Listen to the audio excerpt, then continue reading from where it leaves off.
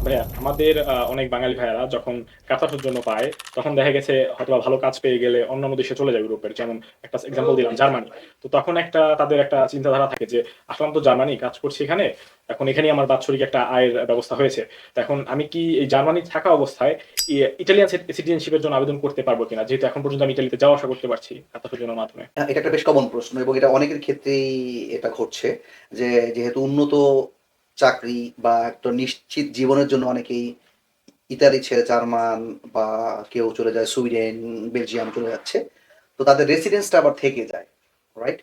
তো যেহেতু সবাই জানি যে ইতালিতে 10 বছর রেসিডেন্স হয়ে গেলে চিতাদিনাসে আবেদন করা যায়। তো অ্যাকচুয়ালি প্রবলেমটা হচ্ছে রেট দিত, ওকে। কারণ জার্মান, বেলজিয়াম বা ডেনমার্কের রেট দিত ইতালিতে কাউন্ট হচ্ছে না। তো তুমি ২ টা মূল শর্তাবলীর একটা শর্তকে তুমি ইয়ে করতে পারছো। রেসিডেন্স তোমার ১০ বছর হয়েছে। কিন্তু তোমার তো লাস্ট 3 ইয়ার্স এর ইনকাম ইতালিতে দেখাতে পারছো না। সো ওই কারণে তুমি জার্মান বা অন্যান্য যে কান্ট্রি গুলো ডেনমার্ক বা বেলজিয়াম হোয়াটএভার নেদারল্যান্ড বলি, ওইসব দেশের ইনকাম দিয়ে তুমি কখনোই চিত্তাদিনাসে আবেদন করতে পারছো না। আচ্ছা। এক্ষেত্রে যদি এরকম হয় যে যার কার্তা জন্যটা ছিল, হতে পারে তার দেখা গেছে একটা ব্যবসা প্রতিষ্ঠান ছিল। মানে একটা হতে পারে তার আলিমেন্টারি ছিল, সে সেটা রেখে গেছে, পার্থিতিবাদ তার নামে চলছে। পাশাপাশি ওই সময়টাতে দেখা গেছে তার একটা ব্যবসাও চলছে।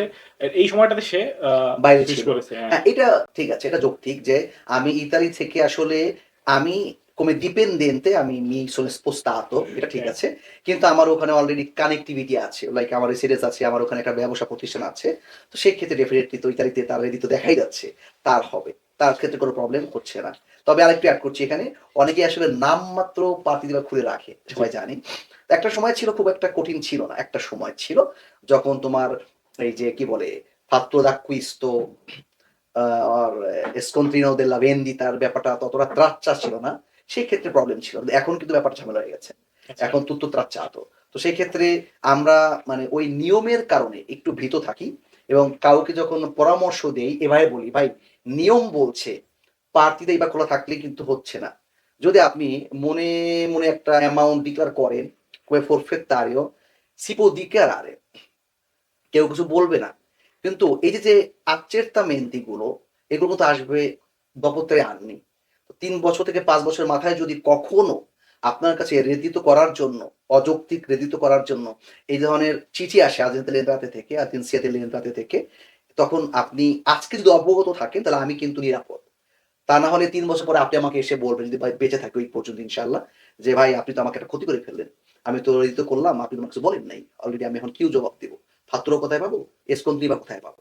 তো এইসব কারণে আমরা আগে থেকেই বলছি যে এভাবে আপনারা করবেন রেগুলারলি। তারপরেও এই নিয়ম তো সবার উপরে এপ্লাই হয় না আমরা দেখি। কিছু মানুষ পার পেয়েই যায়। পেয়ে যায়।